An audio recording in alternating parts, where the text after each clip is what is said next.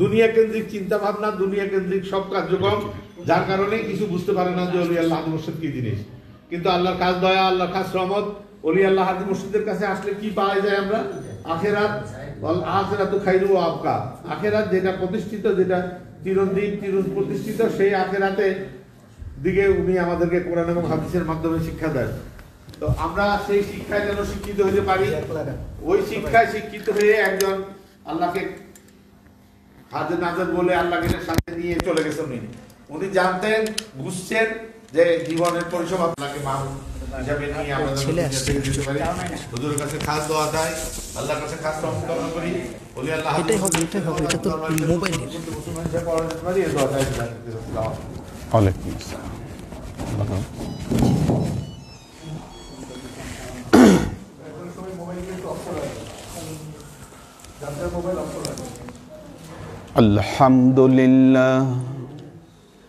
আলহামদুলিল্লাহ নাহমাদুহু ওয়া নাস্তাঈনুহু ওয়া নাস্তাগফিরুহু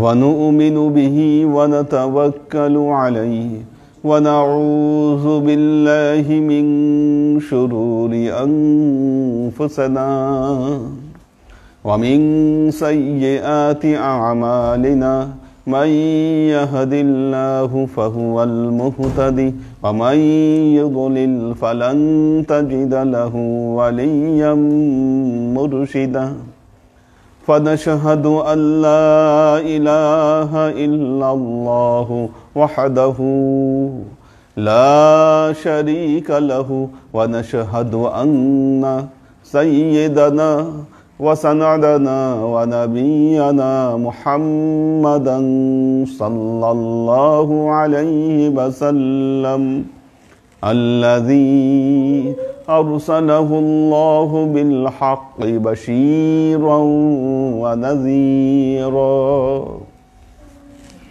وداعيا إلى الله بإذنه وسراجا منيرا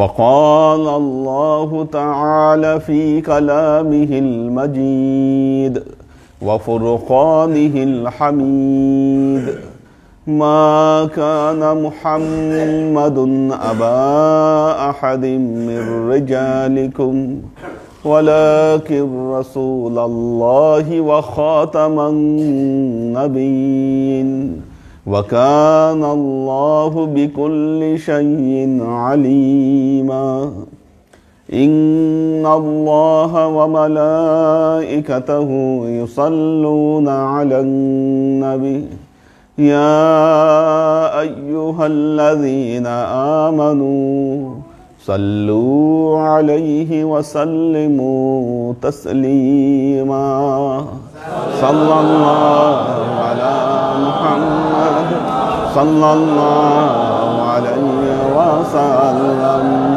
صلى الله على محمد صلى الله عليه وسلم صلى الله على محمد صلى الله عليه وسلم আল্লাহর আশিক ও সালেক বৃন্দ, মাই ইয়াহদিল্লাহু ফাহুয়াল মুহতাদি ওয়া মান ইউদ্লিল ফালান তাজিদা লাহু ওয়ালিয়্যাম মুরশিদা। সূরা কাহফে আল্লাহ ঘোষণা করছেন, যাকে আল্লাহ হেদায়েত দান করবেন তিনি হেদায়েত প্রাপ্ত হবেন, আর যাকে হেদায়েত দিবেন না, পথভ্রষ্ট করবেন, আল্লাহ তাকে কখনো অলি মুর্শিদের সংস্পর্শে আনবেন না। হেদায়েতের বিচ্ছুরণ, হেদায়েতের আলামত। দেখুন, হেদায়েতের বড় আলামত হচ্ছে একজন মানুষ যিনি হেদায়েত প্রাপ্ত হয়েছেন তিনি আল্লাহ ওয়ালা ব্যক্তিতে পরিণত হবেন। দুনিয়াওয়ালা এবং আল্লাহওয়ালা, যিনি আল্লাহওয়ালা ব্যক্তি তিনি আল্লাহকে কেন্দ্র করে জীবনের সমস্ত কাজ সম্পাদন করে থাকেন। আর যিনি দুনিয়াওয়ালা মানুষ, তিনি দুনিয়াকে কেন্দ্র করে তার জীবনের সমস্ত কর্ম সম্পাদন করেন। দুটো অবস্থা, এক হচ্ছে আল্লাহর জন্য তার সমস্ত কর্ম, আরেক হচ্ছে কর্মের জন্য তার সমস্ত কার্যক্রম। কেউ ধর্মের জন্য কর্ম করেন, কেউ কর্মের জন্য ধর্ম করেন। যিনি আল্লাহওয়ালা মানুষ, তিনি ধর্মের জন্যই কর্ম করবেন। আর যিনি দুনিয়াওয়ালা মানুষ, তিনি ধর্মের জন্যই, তিনি কর্মের জন্যই ধর্মকে টেনে নিয়ে আসবেন। আমরা এই ফ্যানের মধ্যে সবাই আছি। আল্লাহ নবী, দেখুন, আল্লাহ নবী কিয়ামতের যে আলামত ঘোষণা করেছিলেন, কিয়ামতের আলামতগুলোর মধ্যে বড় একটি আলামত ছিল, কাল কিয়ামতের আগে সম্পদ বৃদ্ধি পাবে মানুষের। যত সম্পদ বৃদ্ধি পাবে, মানুষ আল্লাহকে ভুলে যাবে, এবং ভুলে যাওয়ার সাথে সাথে দুনিয়াদার মানুষে পরিণত হবে। যাদের মাধ্যমে আমাদের এই উপমহাদেশ তথা ভারতবর্ষে এবং বাংলাদেশে ইসলাম এসেছে, আমরা অনেক অংশেই তাদের ইতিহাস ভুলে গেছি। আজকে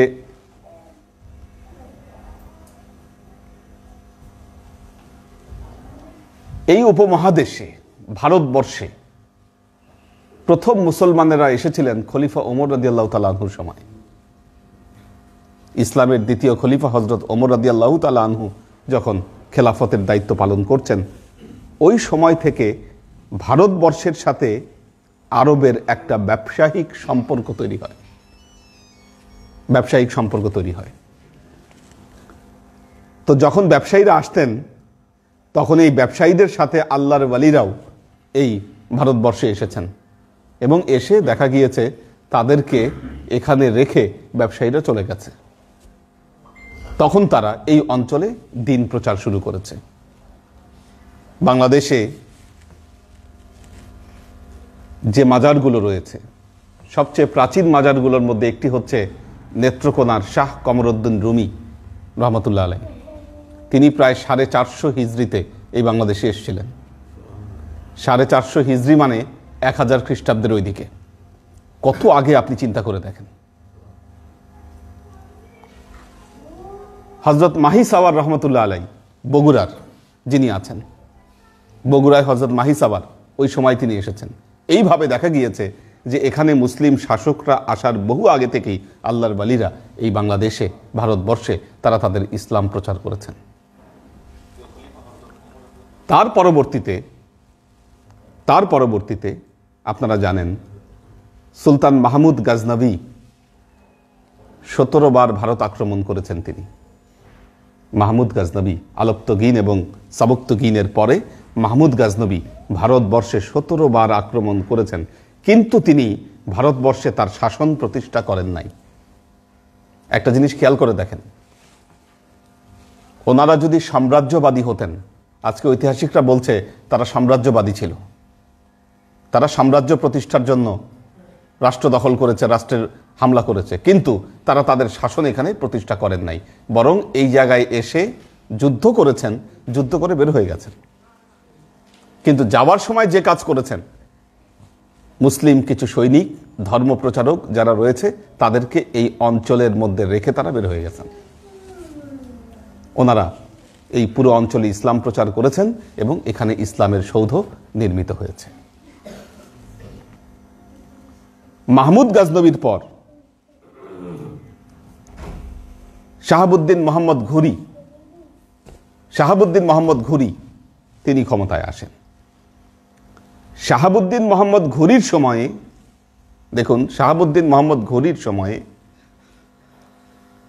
দিল্লিতে আসেন ওনারই একজন সেনাপতি কুতুবউদ্দিন আইবক। দিল্লিতে কুতুবউদ্দিন আইবক আসেন। আপনারা যারা দিল্লিতে গিয়েছেন, কুতুব মিনার দেখেছেন, এই কুতুব মিনার কুতুবউদ্দিন আইবকের করা। তিনি সর্বপ্রথম দিল্লিতে মুসলিম শাসন প্রতিষ্ঠা করেন, এই কুতুবউদ্দিন আইবক। এই মোহাম্মদ ঘুরিরই আরেকজন সেনাপতি ইখতিয়ার উদ্দিন মোহাম্মদ বিন বখতিয়ার খিলজি, 1201। চলে আসেন বাংলাদেশে। সর্বপ্রথম বাংলাদেশে মুসলিম শাসন প্রতিষ্ঠা হয়। ওই যুগকে তুর্কি যুগ বলা হয়, তুর্কি যুগ। আচ্ছা, আল্লাহর ওয়ালিরা এখানে যে ইসলাম প্রচার করেছেন,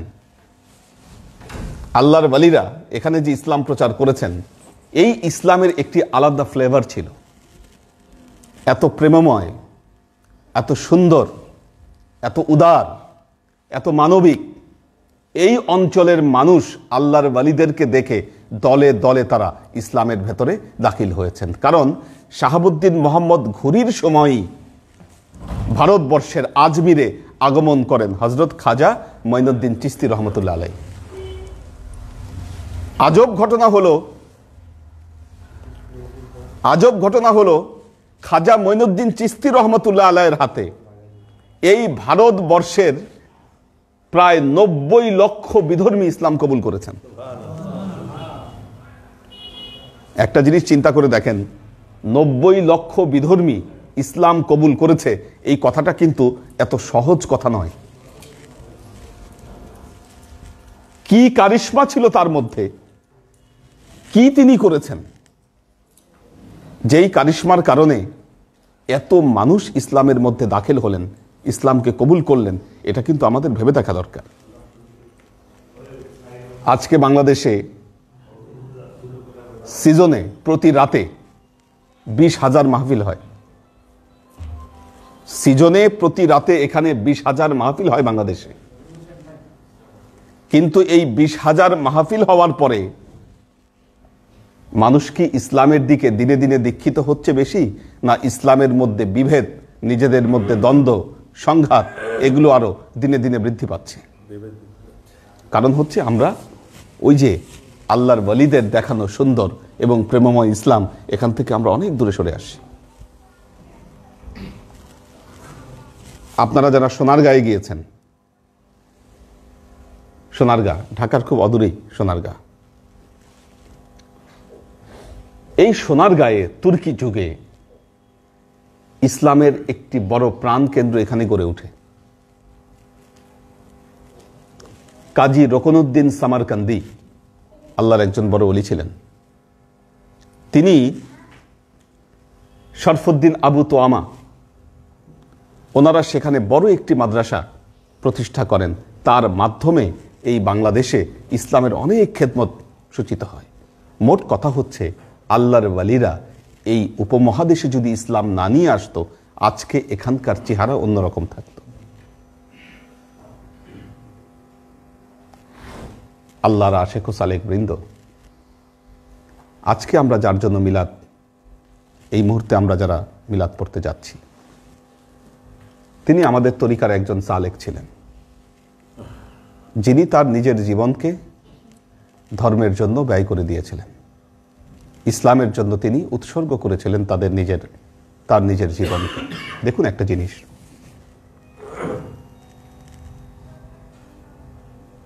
ওলিয়া উলিয়া যারা ছিলেন, খাজা মঈনুদ্দিন চিশতি রহমতুল্লাহ আলাইহি চাইলে তিনি বাদশাহী করতে পারতেন। তিনি বাদশাহী করতে পারতেন। তাকে বলা হয় সুলতানুল হিন্দ, ভারতবর্ষের সুলতান। তিনি বাদশাহী করেন নাই, বাদশাহীকে পরিত্যাগ করে তিনি সুফিবাদী জীবন গ্রহণ করেছিলেন। তার ফলশ্রুতিতে কি হয়েছে, ভারতবর্ষের যত বাদশারা তাকে অপরিসীম সম্মান জানাতো, অপরিসীম সম্মান জানাতো। আপনি জানেন যে জালালউদ্দিন মোহাম্মদ আকবর যখন আজমিরে গিয়েছিলেন, জালালউদ্দিন মোহাম্মদ আকবর খালি পায়ে দীর্ঘ পথ হেঁটে খাজা মঈনুদ্দিন চিশতি রহমতুল্লাহ আলাইহির মাজার তিনি জিয়ারত করেন। ইতিহাসে একদম ঐতিহাসিক প্রমাণ সহ এই বিষয়গুলো রয়েছে। তিনি আসেন, জিয়ারত করেন।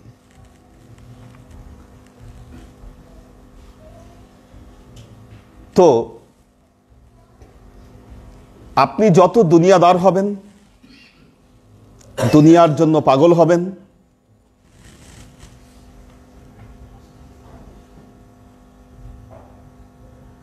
দুনিয়া কেউই পরিপূর্ণভাবে এখান থেকে অর্জন করে যেতে পারবে না। আপনি যতই পাগল হন না কেন, দুনিয়াকে আপনি পরিপূর্ণভাবে অর্জন কেউই করতে পারে না।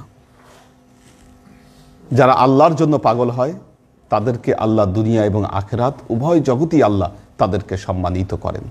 আজকে দিন যত যাচ্ছে আল্লাহ ওয়ালা হওয়ার প্রতিযোগিতা আমাদের মধ্যে কমে যাচ্ছে। বাস্তবতা দেখেন, আপনাদের সময়ে আপনাদের মধ্যে আল্লাহ ওয়ালা হওয়া, তাকওয়া এবং পরহেজগারিতার যত প্রতিযোগিতা ছিল, দিন যত যাচ্ছে এই প্রতিযোগিতা আমাদের মধ্যে তত কমে যাচ্ছে। কারণ দিনে দিনে আমরা দুনিয়াওয়ালা মানুষ বেশি হচ্ছি। আল্লাহর জন্য পাগল হয়ে যাওয়া, আল্লাহর জন্য, আল্লাহর নবীর যে সাহাবীরা যারা মুহাজির ছিলেন, মক্কা থেকে মদিনায় হিজরত করেছিলেন, একটা জিনিস একটা চিন্তা করে দেখেন, হিজরত করা এত সহজ বিষয় ছিল না। যারা হিজরত করেছিলেন একটা বিষয় খেয়াল করে দেখেন, হিজরত করা মানে কি, নবীর জন্য, নবীর সাথে তারা তাদের ঘর বাড়ি ত্যাগ করে সবাই মক্কা থেকে মদিনায় চলে গিয়েছিলেন।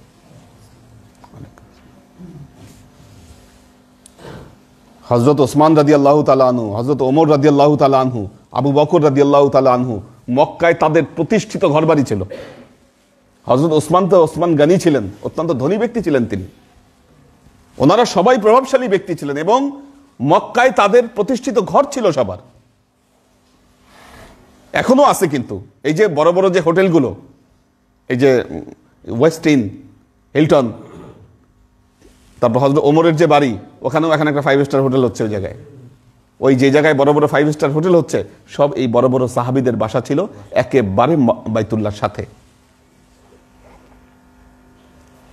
আল্লাহর নবীর জন্য ওনারা ওনাদের এই ঘর বাড়ি সব কিছু ছেড়ে মক্কা থেকে মদিনায় নবীর কারণে হিজরত করেছিলেন। যেদিন আবার মক্কা বিজয় হলো তখন তো যেই সাহাবীরা হিজরত করেছিল তাদের গায়ের রক্ত টকবক করছে যে না, আজকে আমরা প্রতিশোধ নিব। আল্লাহর নবী জানিয়ে দিলেন, লা তাসরিবা আলাইকুমুল ইয়াওমা, আজকের দিনে কোনো প্রতিশোধ হবে না, কোনো প্রতিশোধ হবে না, আজকে সবাইকে মাফ করে দেওয়া হলো। তো আল্লাহর জন্য এই যে দৃষ্টান্ত, আল্লাহর জন্য পাগল হয়ে যাওয়া, এই দৃষ্টান্তগুলো দিনে দিনে কমে যাচ্ছে। আল্লাহর নবী বলেছিলেন, খায়রুল কুরুনি কারনি সুম্মাল্লাযিনা ইয়ালুনাহুম সুম্মাল্লাযিনা ইয়ালুনাহুম, আমার যুগ হচ্ছে সর্বোত্তম যুগ। যুগ যত সামনের দিকে যাবে মানুষের দিনদারি, মানুষের তাকওয়া এবং পরহেজগারিতা তত কমতে থাকবে। আমরা আজকে যার জন্য মিলাদ পড়ছি তিনি একজন আল্লাহওয়ালা নারী ছিলেন। তিনি যদি চাইতেন,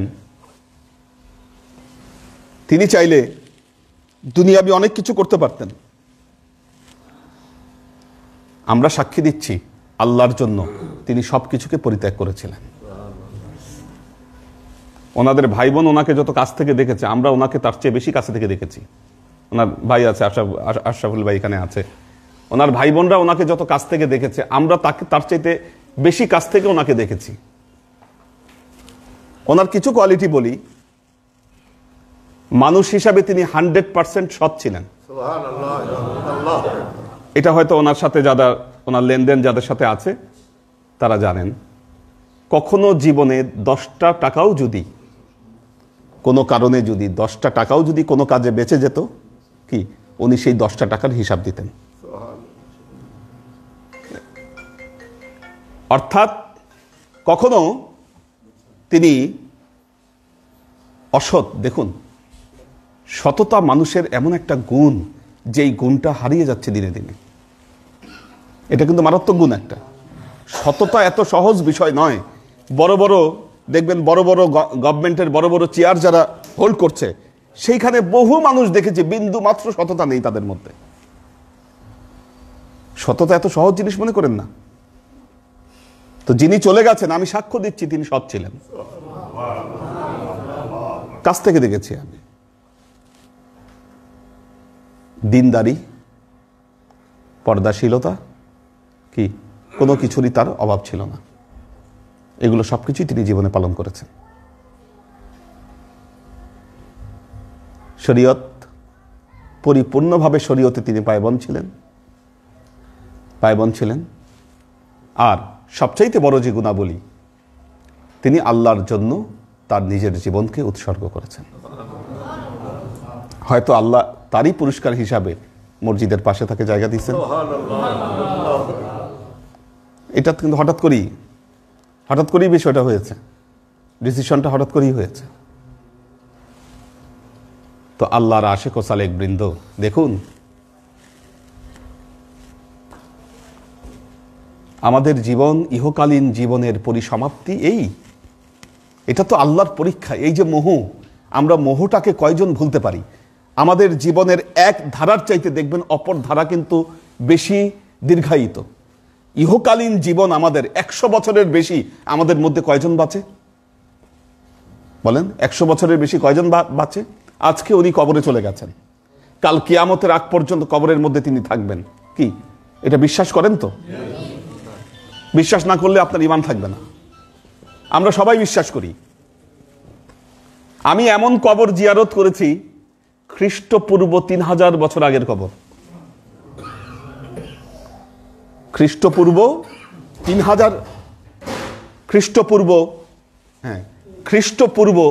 3000 বছর আগের কবর সেটা। ওই কবর জিয়ারত করছি আমি 2000 সালে বা 2005 সালের দিকে। তার মানে 5000 বছরের পুরনো কবর। এটা ইরানের পাসারঘাত নামে একটা জায়গা আছে, সেই জায়গায় এই কবরটা অবস্থিত। সবাই বলে এটা জুলকারনাইনের কবর, সবার ধারণা এটা জুলকারনাইনের কবর। তার মানে ওই লোক 5000 বছর ধরে কবরের মধ্যে অবস্থান করছে। আরো কয় হাজার বছর কবরে থাকবে আমরা বলতে পারি? আপনি যদি আজকে মারা যান, আপনি কয় হাজার বছর কবরে থাকবেন বলতে পারেন? এটা কনফার্ম, কাল কিয়ামতের আগ পর্যন্ত আমাকে ওই জায়গায় থাকতেই হবে।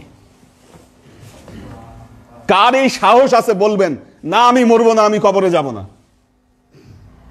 কোনো উপায় নাই। আমরা জানি আমাদের জীবনের অবধারিত সত্য হচ্ছে আমাদের সবাইকে কবরে যেতে হবে। কিন্তু আশ্চর্যের ব্যাপার হচ্ছে, এই অবধারিত সত্য জেনেও এই অবধারিত সত্যের জন্য আমাদের প্রস্তুতি নাই। যারা প্রস্তুতি নিতে পারেন তারাই গেইনার, যারা প্রস্তুতি নিতে পারেন তারাই গেইনার।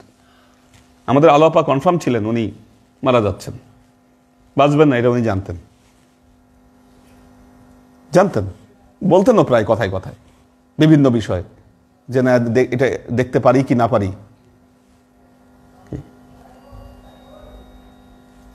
আমি আমার ফ্ল্যাটে উঠতে পারিনি, কয়েকদিনই বলছি এটা দেখা হয় কি না হয়, আসলে দেখতে পারলেন না। এই মানুষের জীবন। আপনি যদি প্রস্তুতি গ্রহণ করতে পারেন এটি আপনার জন্য উত্তম। এই জন্য আমাদের তরিকায় শুরুতেই একটি বিষয় শিখিয়েছি, মৃত্যুর জন্য প্রস্তুতি নেওয়া। মৃত্যুর জন্য প্রস্তুতি নেওয়া মানুষের অবধারিত কর্তব্য। এটি আপনাকে প্রস্তুত নিতে হবে। যারা চলে যাচ্ছেন তারা তাদের আমল নিয়ে এখান থেকে চলে যাচ্ছেন। উনি ওনার এই আমলগুলি ওনার সাথে থাকবে। এখন এই জায়গা থেকে আমাদের কি কর্তব্য? وقال رسول الله صلى الله عليه وسلم إذا مات الإنسان انقطعت عنه عمله إلا من ثلاثة। আল্লাহর নবী বলছেন ইজা মাতাল ইনসান, যখন একজন লোক মারা যায় তার সমস্ত আমলের দরজা বন্ধ হয়ে যায়। আমি, আপনি, এখানে যারা আছেন সবাই মারা যাবেন, আজকে না হয় কাল। কি আমাদের আমলের দরজা বন্ধ হয়ে যাবে। যদি বাঁচতে হয় আমাদের এই 3টা কাজ করতে হবে, যে 3টা কাজের নির্দেশ আল্লাহর নবী দিয়ে গেছেন, করতে হবে আমাদেরকে। বলছেন মানুষ যখন মারা যাবে তার সমস্ত আমলের দরজা বন্ধ হয়ে যাবে, 3টা আমলের দরজা খোলা থাকবে। 1 নম্বর, ইল্লা মিন সাদাকাতিন জারিয়া, সে যদি কোনো সদকায়ে জারিয়া করে যায়। কি সে যদি কোনো সদকায়ে জারিয়া করে যায়? সদকায়ে জারিয়া বলতে এমন কিছু করে গেল যেই জায়গাটা থেকে যাচ্ছে, সেই জায়গা দ্বারা মানুষ উপকৃত হচ্ছে। কি এখানে মসজিদ তৈরি হয়েছে, এখানে দরবার তৈরি হয়েছে, কি ইবাদত বন্দেগী হচ্ছে, ইবাদত বন্দেগী হচ্ছে। এখানে যাদের কন্ট্রিবিউশন আছে, যাদের দান আছে, যতদিন থাকবে এখান থেকে কবরে তার অংশ যেতে থাকবে। কি এই যে গাইবান্ধা মসজিদের জন্য উনি একটু আগে দান করলেন, মসজিদ হচ্ছে ওখানে। কি আলো লাস্ট ইনস্টলমেন্টও দিয়ে গেছে আলো। আচ্ছা, হ্যাঁ, কনস্ট্রাকশনের জন্য ইনস্টলমেন্ট দিতেই এর মাধ্যমে। আচ্ছা, এই শেষ ইনস্টলমেন্টটাও দিয়ে গেছে মাশাআল্লাহ। কোনো তার নাই, গ্যাপ নাই। গ্যাপ নাই, উনি লাস্ট। মসজিদের জন্য দান করে গেছে। আচ্ছা, আচ্ছা। দিয়ে গেছে। তো এই যে যতদিন থাকবে এখানে মসজিদ হচ্ছে, মানুষ এবাদত বন্দেগী করছে, যতদিন সেখানে এবাদত বন্দেগী হবে অটোমেটিক আপনার আমল নামায় ওখান থেকে একটা যাজা আল্লাহ অ্যালটমেন্ট হিসাবে আপনাকে দিয়ে যাবে। এমন কি আল্লাহর নবী বলেছেন, কেউ একটি গাছ লাগিয়ে দিয়ে গেছে, যতদিন ওই গাছ আছে গাছের ছায়া দ্বারা মানুষ উপকৃত হবে, গাছের ফল মানুষ খাবে, ততদিন তার আমল নামায় ওইটার যাজা যেতে থাকবে। ইল্লা মিন সাদকাতিন জারিয়া। 2 নম্বর, আও ইলমিন ইউনতাফাউ বিহি, এমন কোন জ্ঞান যদি রেখে যায় যেই জ্ঞানের দ্বারা মানুষ উপকৃত হয়, এমন জ্ঞান যার দ্বারা মানুষ উপকৃত হয়। যে সহিহ বুখারী শরীফ যিনি লিখে গেছেন, কি যতদিন মানুষ এই বই পড়বে ওখান থেকে তার আমল নামায় একটা অংশ যেতে থাকবে। আও ইলমিন ইউনতাফাউ বিহি। 3 নম্বর, আও ওয়ালাদিন সালিহিন ইয়াদউ লাহু, সে যদি এমন নেক সন্তান রেখে যায় যেই নেক সন্তান তার জন্য দোয়া করবে। কি এই দোয়া আল্লাহ তার আমল নামায় পৌঁছাতে থাকবে। এই জন্য মনে রাখবেন, আমাদের সন্তান সন্ততিকে নেক সন্তান তৈরি করে যাওয়া, নেক সন্তান, ভালো মানুষ তৈরি করে যাওয়া, এটা আমাদের জন্য গুরুত্বপূর্ণ একটি কর্তব্য। আও ওয়ালাদিন সালিহিন ইয়াদউ লাহু, সে যদি এমন কোন নেক সন্তান রেখে যায় যে তার জন্য দোয়া করবে। وقال رسول الله صلى الله عليه وسلم ما الميت في القبر إلا كالغريق المتغوث ينتظر دعوة من آب أو آخ أو صديقة। আল্লাহর নবী বলছেন, মাল মাইয়িতু ফিল কবরি ইল্লা কাল গরীকিল মুতাগাওয়িস, যে সমস্ত কবরবাসীরা কবরে আছেন তাদের দৃষ্টান্ত পানিতে ডুবে যাওয়া ব্যক্তির মতো। পানিতে ডুবে গেলে একজন মানুষের যে অবস্থা হয়, যিনি কবরে চলে গেছেন তার একই অবস্থা। ইয়ান্তাজিরু দাওয়াতান, ওই ব্যক্তি দোয়ার অপেক্ষায় আছে। যেই দোয়া কারা করবে, এই পৃথিবীতে তাদের আত্মীয় স্বজন, ভাই বোন, শুভাকাঙ্ক্ষী কারা কখন দোয়া করবে, এই দোয়ার জন্য মৃত ব্যক্তি অপেক্ষায় আছেন, দোয়ার জন্য অপেক্ষায় আছেন। ফাইজা লাহিকতাহু, যখন কেউ এই দোয়া তার জন্য করে, আহাব্বা ইলাইহি মিনাদ দুনিয়া ওয়া মা ফিহা, এই দোয়া দুনিয়ার সমুদয় সম্পদের চাইতে তার কাছে প্রিয় মনে হয়।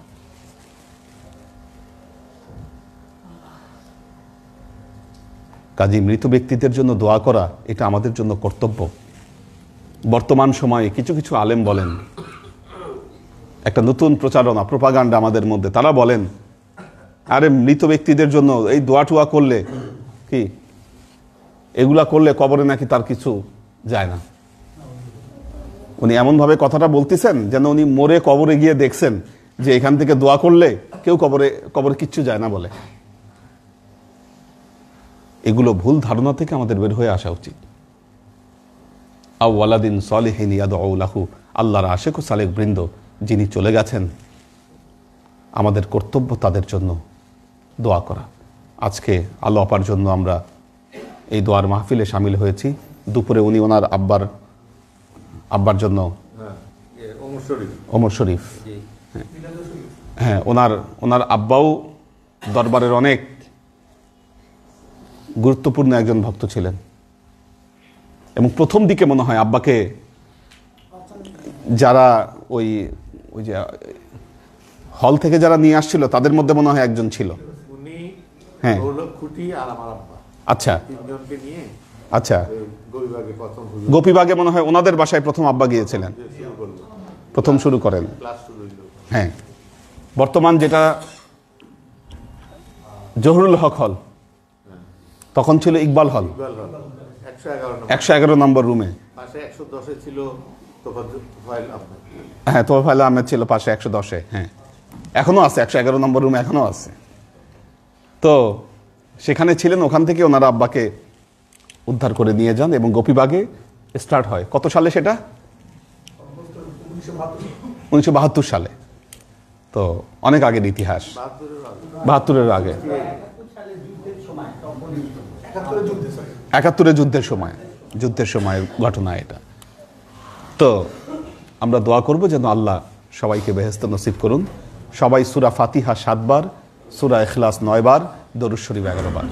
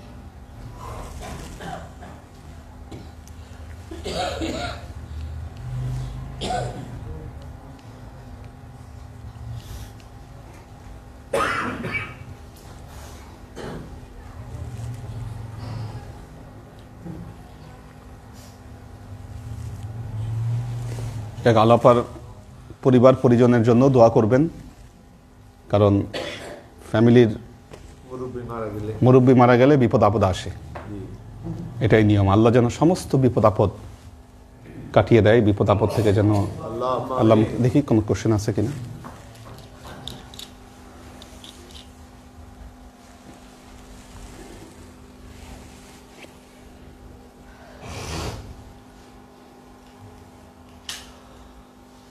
ওয়াসিম খান, মোহাম্মদ আজাদ, ফাহিম আয়মান সালাম জানিয়েছেন সবাইকে। আনোয়ারা শরীফ সালাম জানিয়েছেন।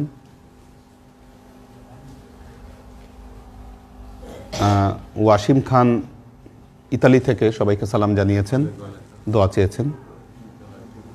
আফ্রিদিতি অনু সালাম জানিয়েছেন। মাহফুজুল হক উজ্জ্বল সালাম জানিয়েছেন। আব্দুল সাত্তার ভাই আছেন।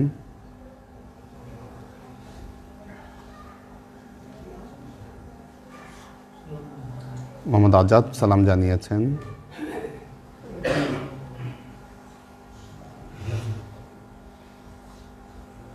হানিফ সালাম জানিয়েছেন।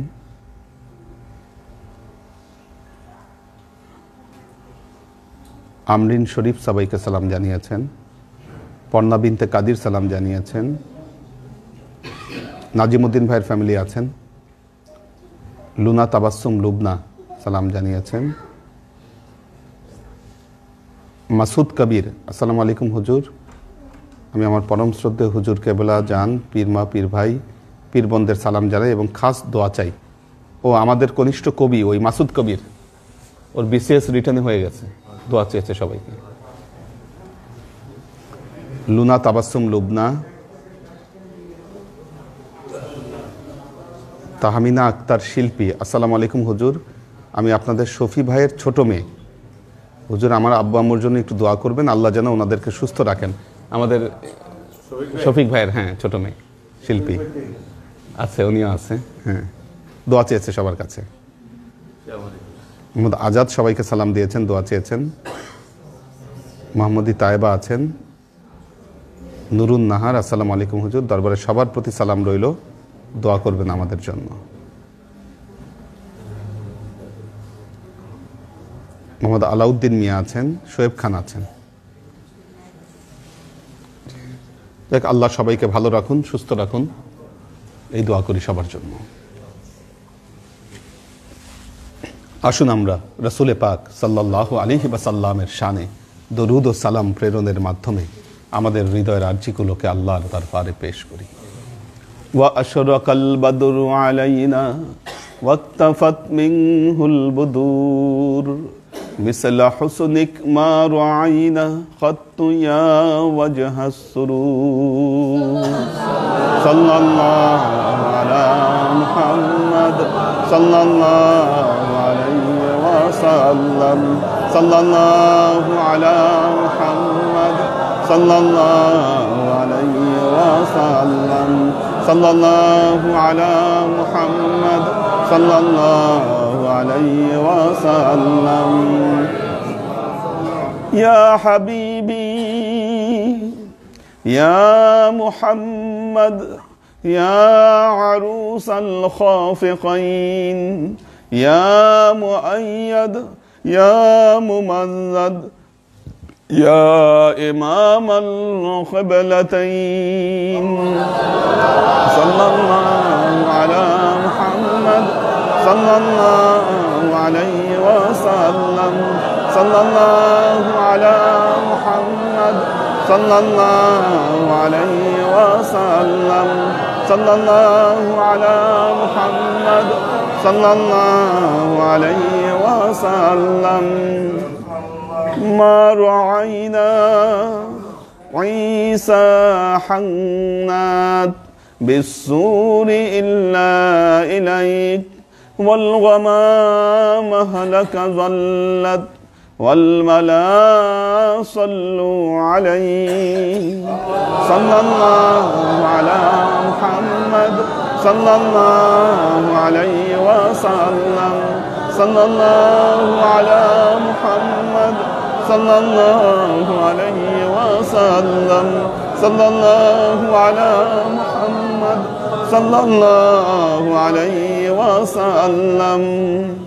ওয়া সালাওয়াতুল্লাহি আহমদ عدة أحرف الصدور أحمد الهدي محمد سيد وجه المنير صلى الله على محمد صلى الله عليه وسلم صلى الله على محمد صلى الله عليه وسلم صلى الله على محمد صلى الله عليه وسلم بلغ العلا بكماله كشف الدجى بجماله حسنت جميع خصاله صلوا عليه وآله سلموا يا قوم بر صلوا على صدر الأمين مصطفى ما جاء إلا رحمة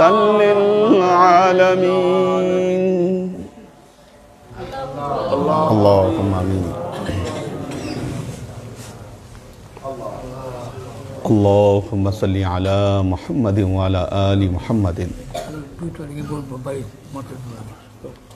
كما صليت على إبراهيم وعلى آل إبراهيم إنك حميد مجيد اللهم بارك على محمد وعلى آل محمد كما باركت على إبراهيم وعلى آل إبراهيم إنك حميد مجيد ربنا ظلمنا أنفسنا وإن لم تغفر لنا وترحمنا لنكونن من الخاسرين ربنا آتنا في الدنيا حسنة وفي الآخرة حسنة وقنا عذاب النار ربنا لا تزغ قلوبنا بعد إذ هديتنا وهب لنا من لدنك رحمة إنك أنت الوهاب اللهم إنك عفو تحب العفو فاعف عني يا غفور الرحيم الودود اللهم اغفر لحينا وميتنا وشاهدنا وغائبنا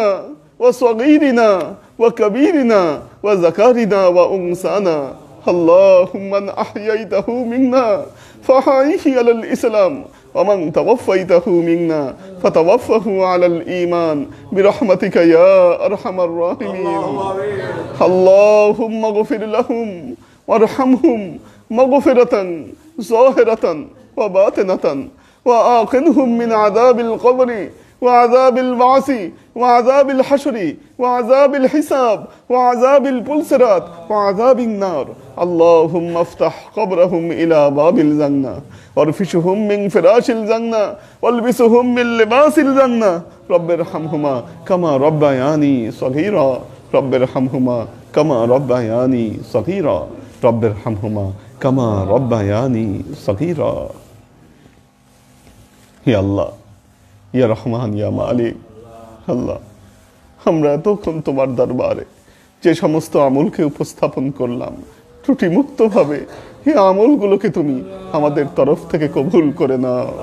তুমি আমলের যাজা আমাদের প্রিয় নবী হযরত মুহাম্মদ মুস্তাফা সাল্লাল্লাহু আলাইহি ওয়াসাল্লামের কাছে পৌঁছে দাও। আল্লাহ, আমাদের নবীর পরিবারবর্গের কাছে তুমি এর যাজাকে পৌঁছে দাও। আমাদের নবীর সাহাবায়ে কেরামের কাছে তুমি এর যাজাকে পৌঁছে দাও। এই দুনিয়ার সমস্ত আম্বিয়ায়ে কেরাম, সাহাবায়ে কেরাম, তাবাঈন, তাবে তাবাঈন, ওলি আউলিয়া, গাউস, কুতুব, আমাদের মা বাবা, ভাই বোন, আত্মীয় স্বজন, এই দরবার থেকে যত পীর ভাই বোন চলে গেছে সবার রুহে আল্লাহ তুমি এর যাজাকে পৌঁছে দাও। আল্লাহ, বিশেষ করে আল্লাহ আমরা যাদের জন্য তোমার দরবারে হাত তুলেছি আল্লাহ, আল্লাহ তুমি তাদেরকে কবুল করে দাও। পূর্বাপর সমস্ত গুনাহগুলোকে তুমি মাফ করে দাও। আল্লাহ, তুমি জান্নাতের সম্মানজনক স্থান তুমি তাদেরকে দান করো। আল্লাহ, তুমি তাদের কবরকে জান্নাতের সাথে সংযুক্ত করে দাও। জান্নাতি লেবাস পরিয়ে তাদেরকে ধন্য করে নাও। আল্লাহ, জান্নাতি গালিচা দ্বারা তাদের কবরকে পরিপূর্ণ করে দাও।